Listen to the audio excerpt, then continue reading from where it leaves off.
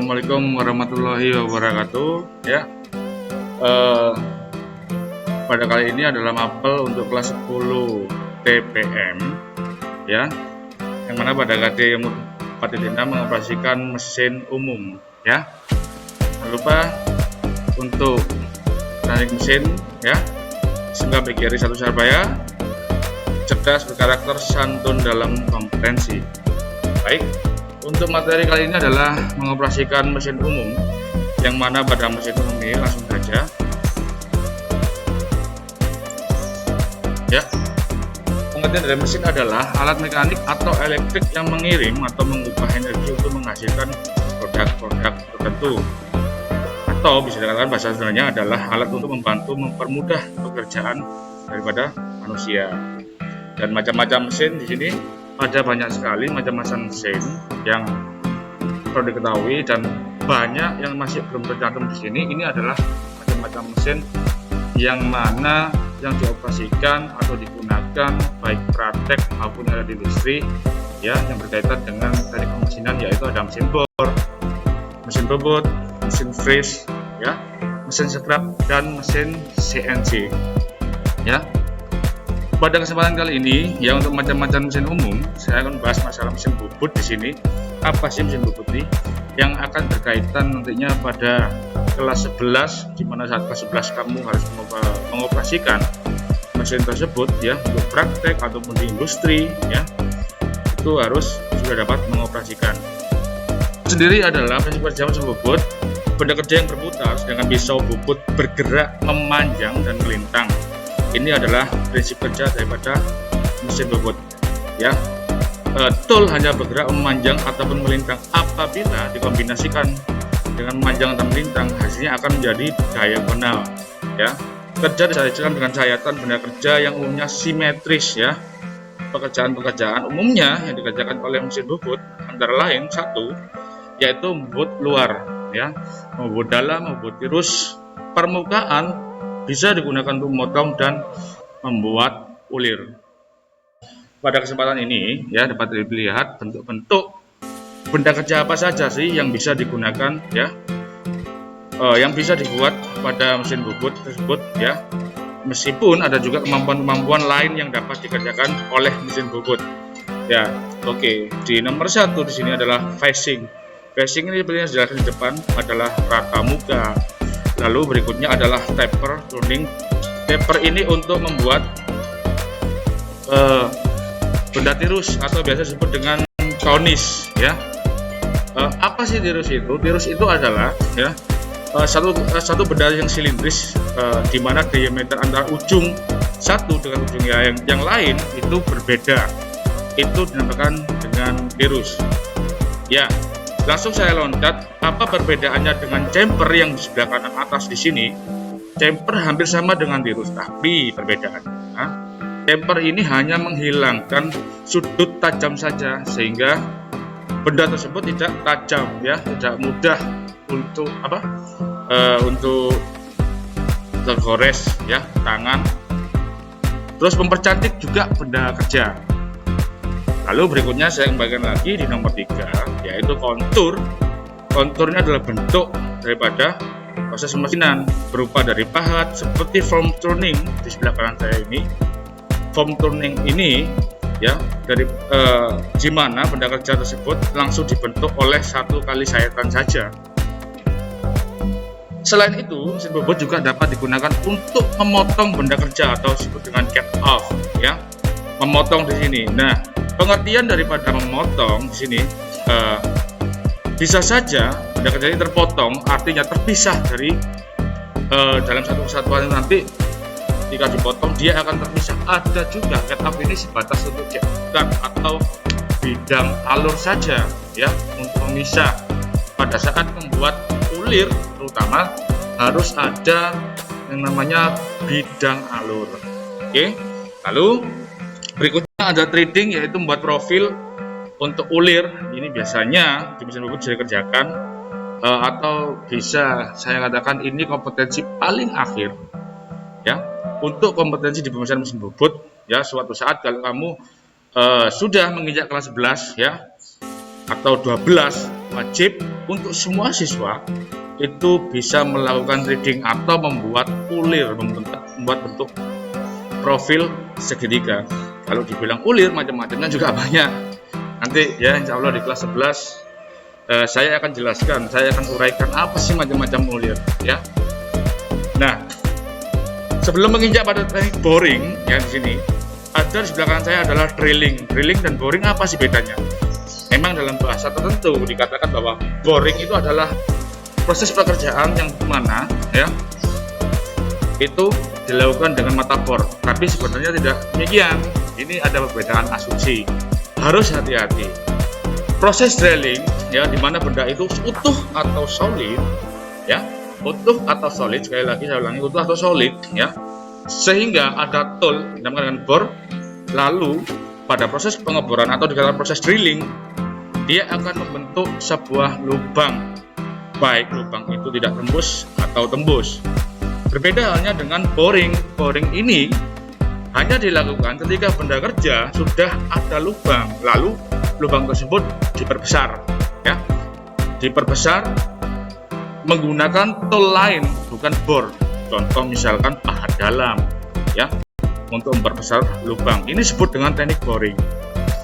Dan berikutnya yang terakhir ini ada knurling. Nah, ini yang saya sebut dengan bagian beda dengan tool-tool pada umumnya. Ini knurling ini biasanya ini untuk membuat kasar permukaan ya, atau bidang silindris dari benda kerja itu. Biasanya kalau anak-anak misalkan kalau naik sepeda roda 2 ya, kalau tidak ada boncengan itu di sebelah, di antara as roda di belakang itu ada sebuah pijakan. Nah, di mana pijakan itu bukan halus tapi bentuk kontur kasar, yaitulah teknik knurling ya, agar supaya nanti dibuat untuk pegangan atau untuk pijakan itu tidak licin walaupun berbahan logam. Beberapa bagian-bagian daripada mesin bobot di sini ya yang perlu diketahui ya.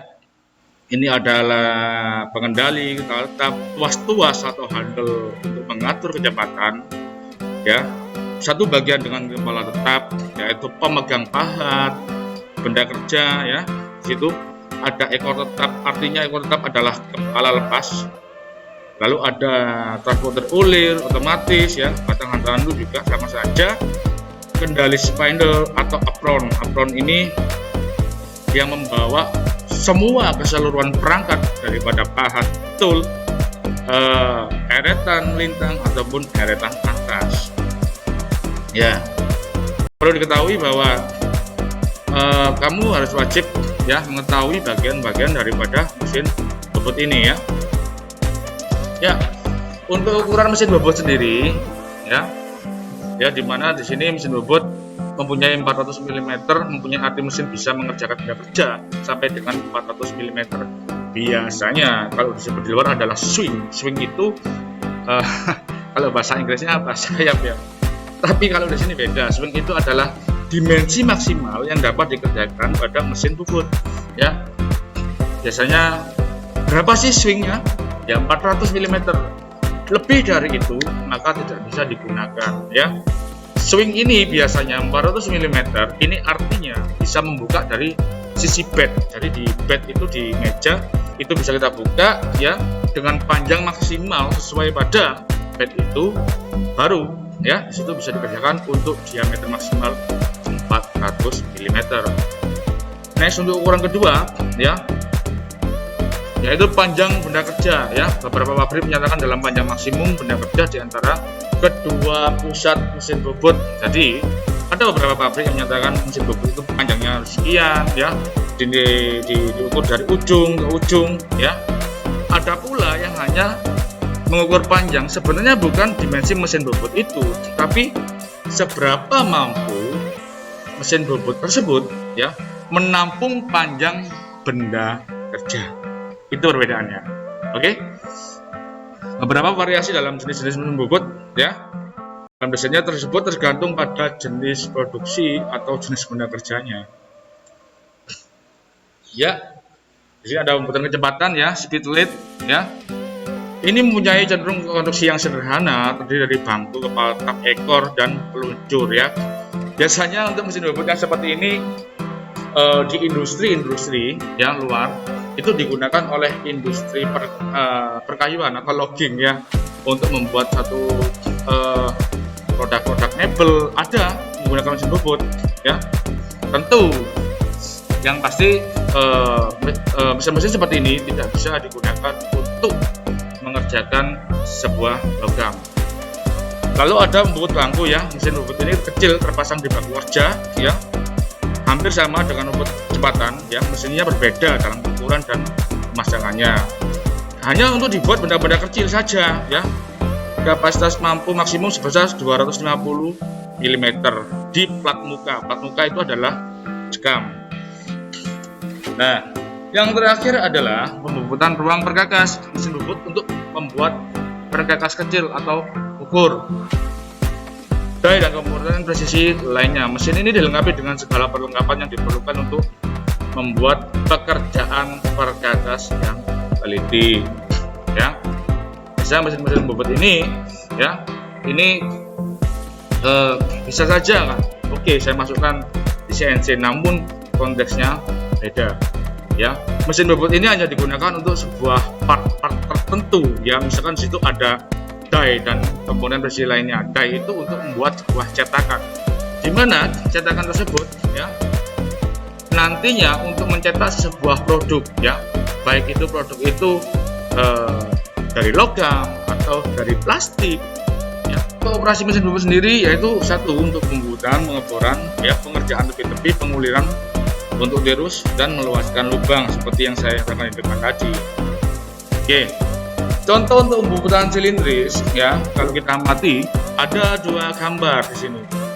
Yang pertama yaitu hanya disekam dengan jaw ya. Jaw ini, nah di sebelah sini, ini adalah jaw ya. Biasa kita menyebut dengan rahang.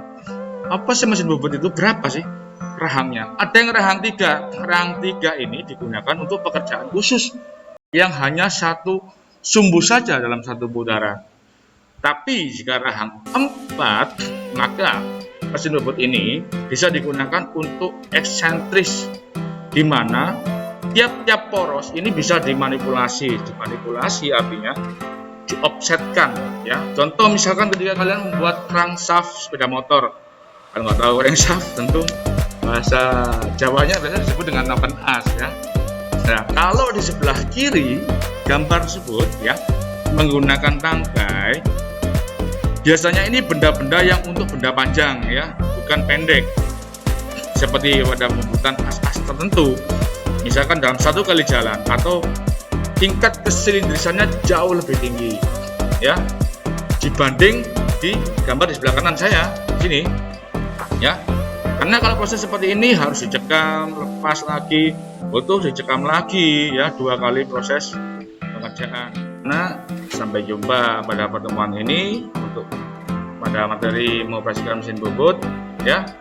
Apabila ada sesuatu yang kurang jelas bisa ditanyakan di kolom komentar di bawah ini ya. Jangan lupa like and subscribe ya.